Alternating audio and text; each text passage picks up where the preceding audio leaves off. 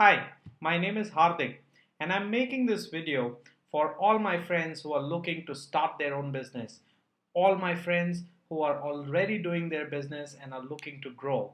And I'm making this video for every one of you who was looking for a video like this. As a businessman, even I felt a need to have that somebody who could tell me what am I doing right in the business and what am I doing wrong in the business. And whenever I had that need, I attended training sessions from motivational speakers and management gurus. I read books. I searched for videos on YouTube. I googled it up, and very honestly, I got a lot of tips and tricks from all these mediums, which can help me do my business in the best way. But what happened? I learned those tips, tricks, and methods to do my business right, to do my sales right, etc. But when I actually was trying to implement, a lot of them did not really work. The reason now I think that the reason why it did not work is probably because I was actually trying to write a sentence even before I knew about the alphabets. Yeah, learning happens in stages, and so does the business. Like we all say, that if you are in business, you have to first clear the first 1000 days. We call this the valley of death. If you are able to successfully clear the first 1000 days, it is said that you have enough experience to be able to run your business for a sustained period of time. The first 1000 days is a learning experience. Now, when I'm talking about stages and when I'm talking about learning in stages, let me come back to why these tips and tricks did not work. It did not work because I had not done my homework uh, of getting the right structure where these things start working. And that structure is actually called business model.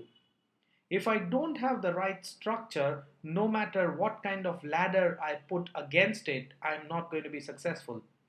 Yes, climbing the ladder is important, but so is putting the ladder against the right wall. And this wall is nothing but the structure in which you implement the tips and tricks of the management gurus, the motivational speakers, the books that you read in.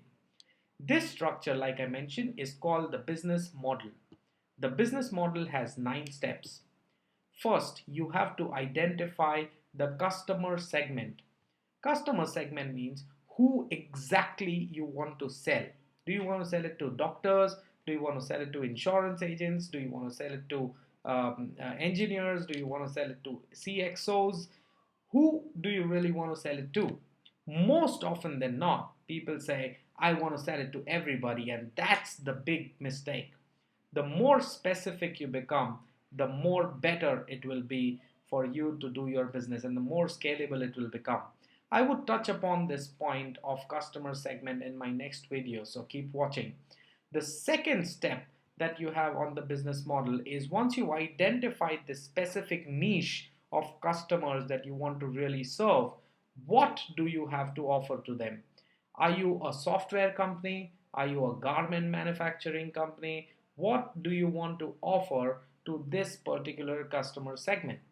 Now, whatever your offer is, that needs to be a die-hard need of the customer segment.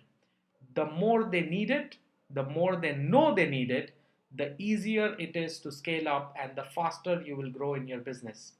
Now, that does not mean if they don't need it or if they have not realized that they need it, your business would not grow. No, your business will still grow, but the efforts required to create that need or to make them realize that need will be far greater than otherwise. Once you identify the offer, you need to find out the right approach to reach to that customer segment with the offer that you have at hand. Now, the approaches could be many. You could do cold calls, you could send emails, you could send SMSs, you could even send your sales personnel to do cold calling by visiting their offices. You could use social media. But what is that best approach that gives you the result? And if you want to use all of this together, then what proportion of activities, what proportion of cold calls, what proportion of social media you will use, and that makes a good business for you. So you've got to identify the right approaches and the proportion of various approaches that you're going to take. The fourth aspect of business modeling is the relationship that you're going to have with the customer. Is your business a subscription based business where the customer is going to pay you every single year? Or is your business a business where you're going to be paid once and that's it? Is your business a business where after you sell, you have to give support? Is your business something that allows you to upsell something else after you first sold it? So, what kind of relationship you're actually developing with your customer segment, you need to understand and write that down. Now, after these four steps are done, obviously there are loads of activities that you would have identified. So write down the key activities that you need to do very, very well for your business to be wonderfully working. Once you've written down these activities, obviously you cannot be the only soldier in the army.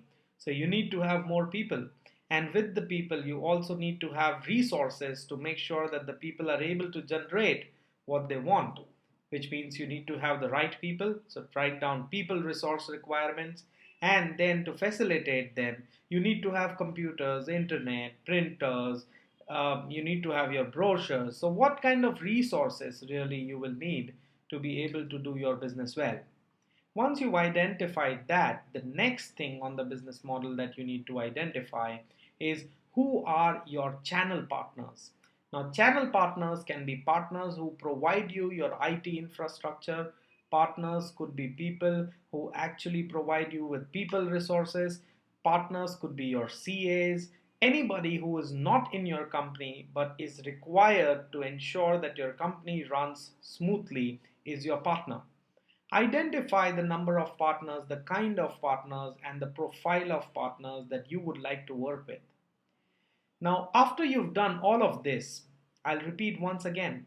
If you want these kind of partners and so many partners, if you want so many resources to do all the activities that you've listed down and to make an offer and reach with the prospect, well, to the prospect with that offer and maintain that relationship that you want to have, what kind of cost you will incur? Write that down. And once you know what the cost is, write down what are your revenue sources. Where are you going to get your money from? Is that only through selling of the product, or is that through selling and then maintenance, or is that something else? Is there a byproduct that you could sell? I would strongly request work on these 9 blocks right now after you stop watching this video. And the more you think about all of these 9 components, the more clarity you will have about your business. Evaluate then on these 9 components and see what is not going right.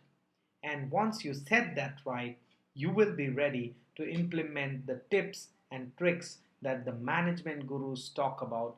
You will be able to construct a better offer that your customer really, really wants. You will be able to construct a better approach that your customer really, really appreciates. So that's all from me for this video. If you have any feedbacks or you want to get connected to me directly, you can email me on business@effxway.com. I'll spell that for you. It is business@effxway.com. So enjoy your business, keep growing, keep working.